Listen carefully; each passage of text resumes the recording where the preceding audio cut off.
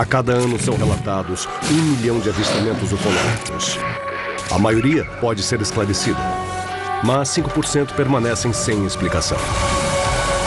Esses são os casos de contato imediato.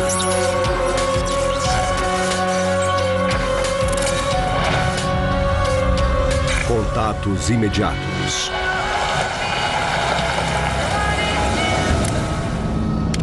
Caso Segunda Vinda. Tá, vamos lá ver. Bad Cash, Vicky Landrum e o neto de 7 anos, Colby, queriam jogar bingo. Eu disse que ia estar fechado. Bem, a gente tenta de novo semana que vem. Tá. Né, garotão? Bem, vamos embora. Mas não estavam com sorte naquela noite. Ei! Meu Deus! Tudo bem? Tudo bem? Tudo. Ah, que bom. Bem, vamos pra casa. Elas esqueceram que era a época das festas de fim de ano. Não tinha nenhum bingo aberto. Foram a 2. Mas nenhum estava aberto. Aí acabaram desistindo e resolveram voltar para casa. 29 de dezembro de 1980, Liberty, Texas, Estados Unidos. Eles estavam na região do Texas, conhecida como Piney Woods, que não tinha muitos habitantes. A estrada só servia àquela localidade. Tem certeza que sabe o caminho? É claro que eu sei.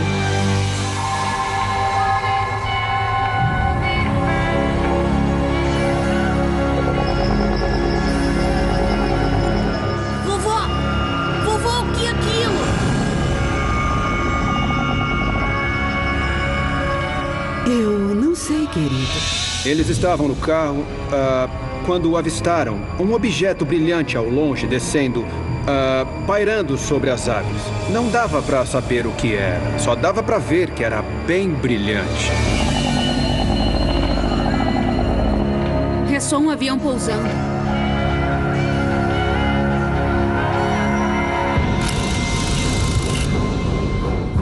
Bom, no princípio, elas acharam que devia ser só um avião comum, passando num local meio estranho ou passando ali pela região. O aeroporto de Houston ficava a uns 55 quilômetros ao sul.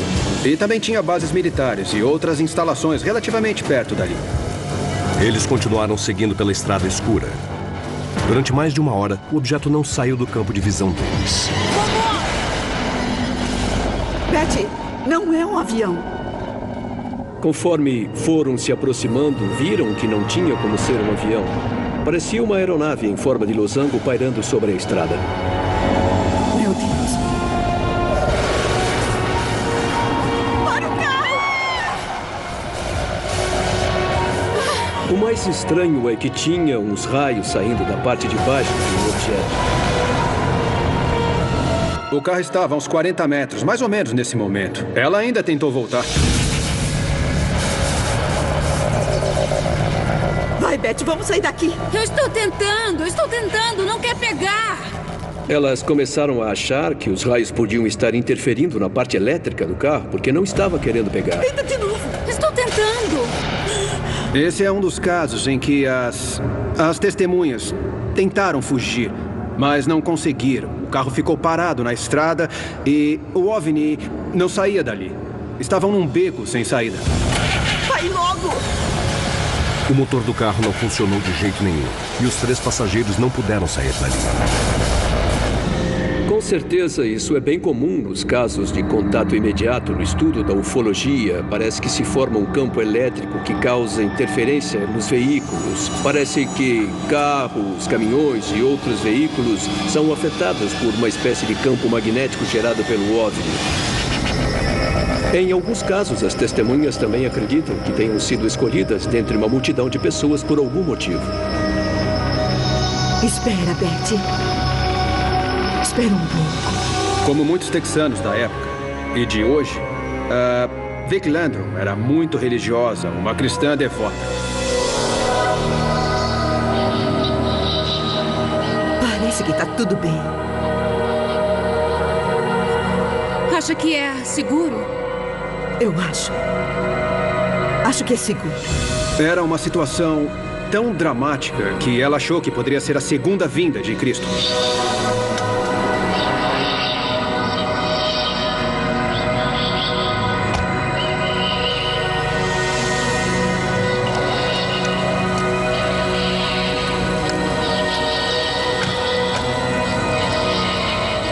Conforme as 3 testemunhas observavam o objeto, sentiam que a temperatura estava subindo. A aeronave produzia calor. Talvez houvesse uma espécie de radiação saindo daquele objeto e aquilo estivesse aumentando a temperatura de toda a área em volta. Foi ficando cada vez mais quente. Vicky correu de volta para o carro e, quando segurou a maçaneta para abrir a porta, estava quente demais. Ela percebeu que não era Jesus. Ela pensou que era outra coisa, não sabia o que, mas não era divino. Betty! Aí depois, Betty também viu que era melhor voltar para o carro.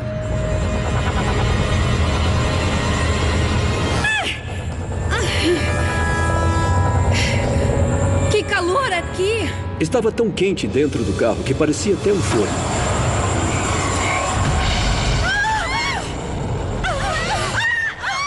De repente, o objeto começou a soltar fogo pela parte de baixo, em direção ao solo, mas não era uma coisa contínua.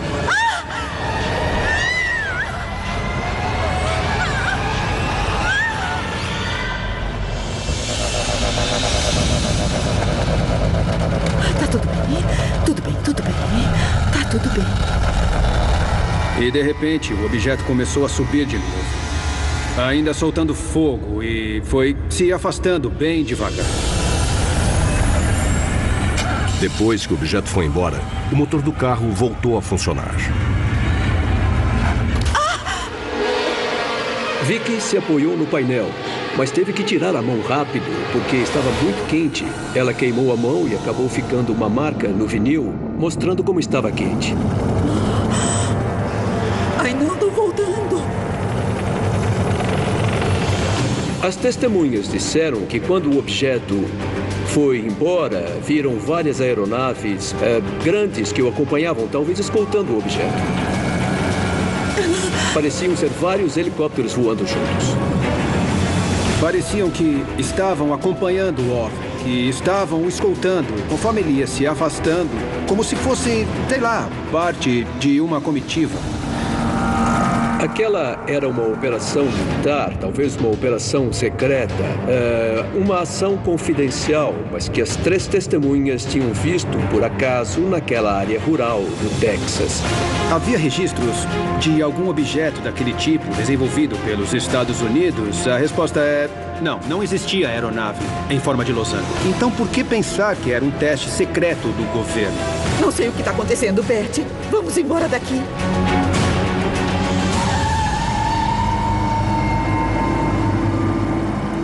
As 3 testemunhas voltaram para casa o mais rápido possível.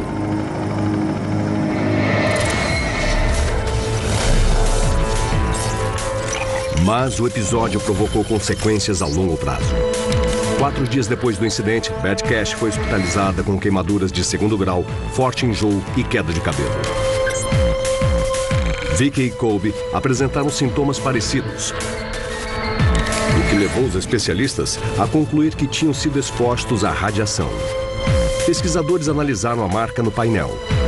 Para o vinil ter derretido, a temperatura dentro do carro precisaria ter chegado a 93 graus Celsius. O fogo que saía pela parte de baixo do objeto indicava que ele poderia ser um foguete, um jato ou um balão de ar quente. Mais tarde, as testemunhas chegaram a dizer que as aeronaves pequenas seriam helicópteros militares, mas a Força Aérea dos Estados Unidos negou que qualquer aeronave tivesse sobrevoado aquela região naquela noite. Ele olhou para cima e viu 2 objetos em forma de disco. Ele estava imaginando o que poderia ser aquilo.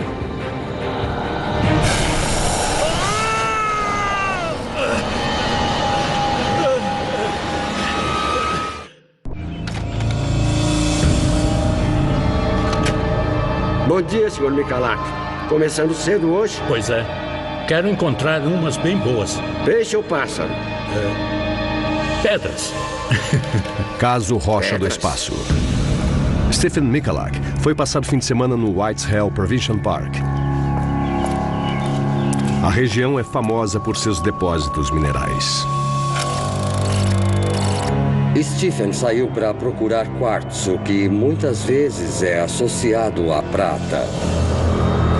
Ele devia estar querendo ganhar um dinheiro, e aí saiu para ver o que conseguia encontrar. –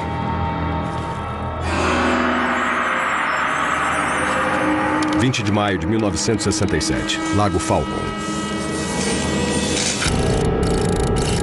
Eu conversei com o Stephen diversas vezes sobre o episódio. Ele fez parte daquele exército polonês. Ele foi militar na Europa durante um tempo e depois imigrou com a família para o Canadá. Ele não era o tipo de cara que ia inventar uma história.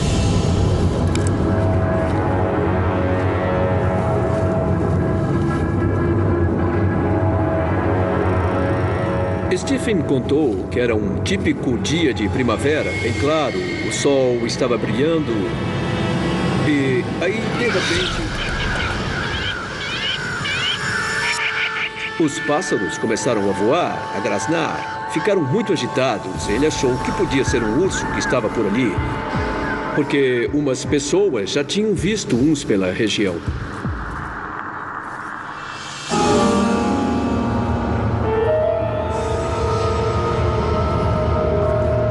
Durante as 2 horas seguintes, ele não viu nenhum sinal de perigo.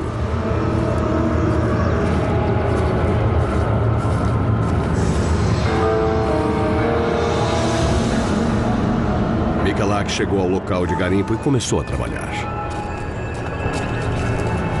Ele precisava usar um equipamento de proteção para quebrar as pedras e estava usando luvas de borracha para proteger as mãos na escavação e óculos de solda também.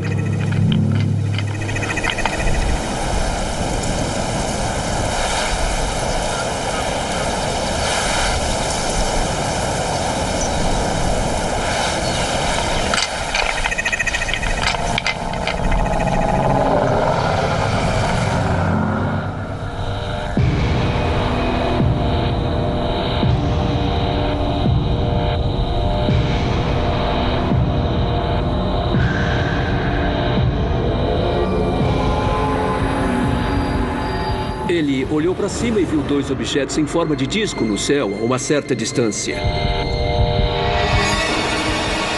Mas aí, um deles se afastou rápido. E o outro começou a descer.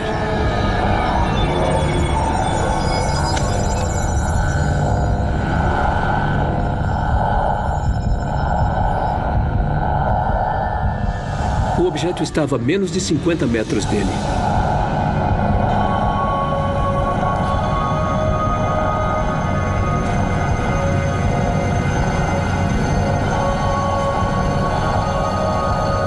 Stephen percebeu que aquela situação era extraordinária e quis ver a coisa mais de perto.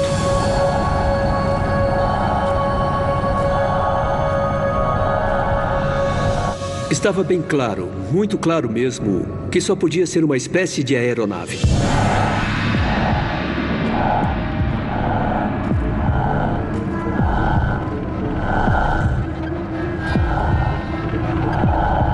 Ele estava tentando imaginar o que poderia ser aquilo.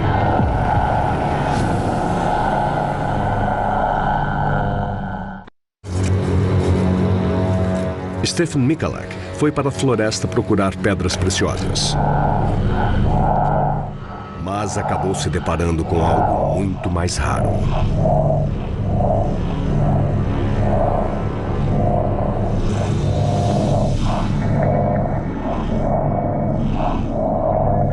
O objeto parecia ter aproximadamente 9 metros de diâmetro.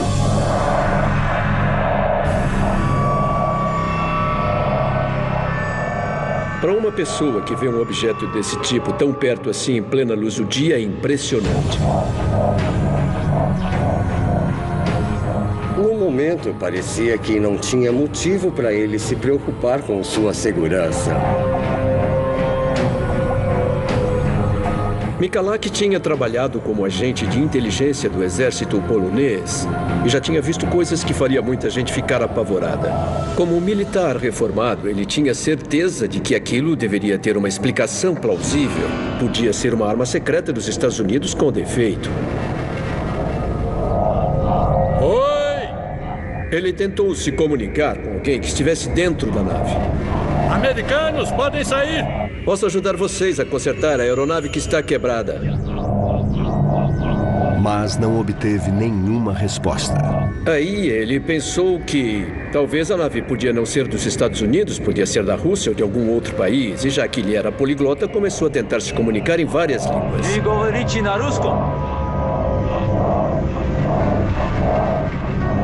Polsko.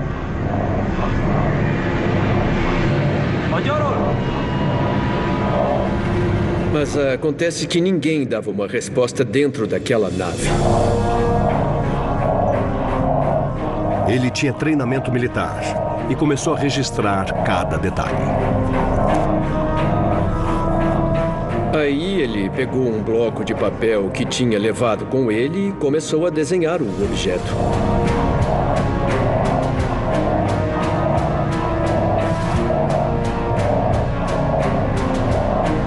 Pouquíssimas testemunhas teriam a calma e a clareza de fazer um desenho. Aí, de repente, ele viu uma porta se abrindo. Mas não abriu como uma porta comum, abriu que nem uma lente de uma câmera.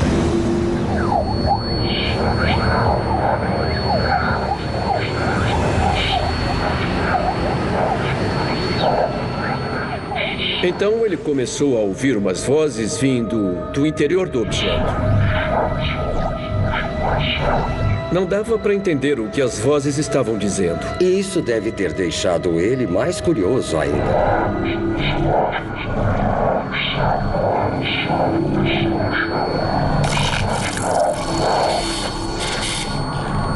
Então o círculo luminoso se fechou de repente. Aí a aeronave girou e apontou uma espécie de grade de ventilação ou grelha na direção dele.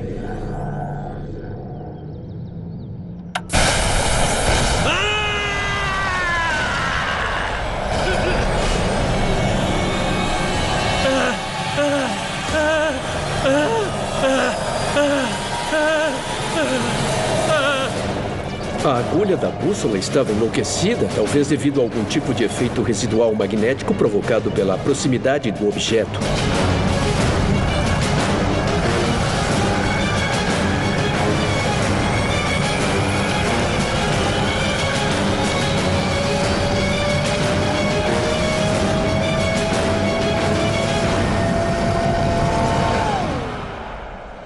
O objeto decolou na vertical e foi embora. Michalak percebeu que tinha que buscar ajuda e ele me contou o que sentiu naquela hora. Disse que ficou muito tonto, com dor de cabeça e bem enjoado.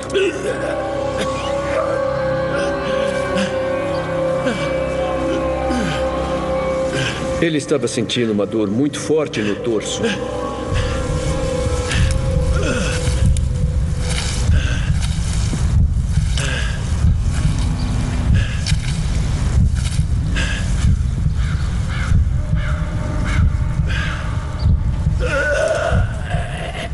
Ele tinha que voltar para a civilização, mas estava totalmente desorientado.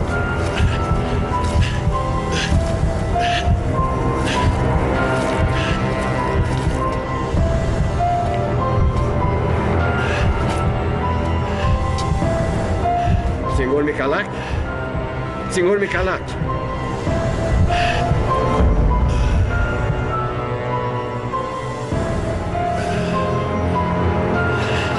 Ele teve muitas queimaduras de 2º e 3º graus no torso.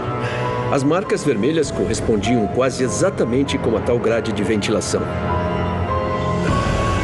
Esse, com certeza, é um dos melhores casos no que diz respeito às provas físicas do contato imediato.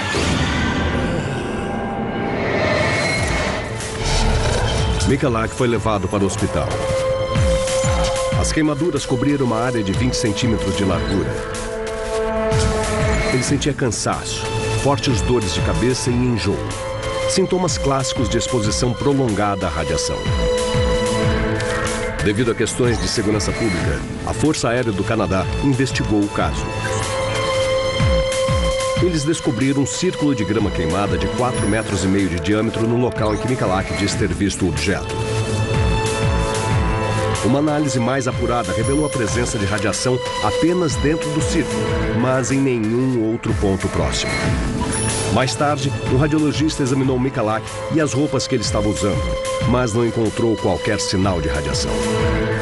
Um guarda florestal, numa torre de observação a menos de 1 quilômetro de distância, disse não ter visto nenhuma aeronave naquele dia. As estranhas marcas no tórax de Stephen Michalak continuaram aparecendo e desaparecendo até ele morrer em 1999.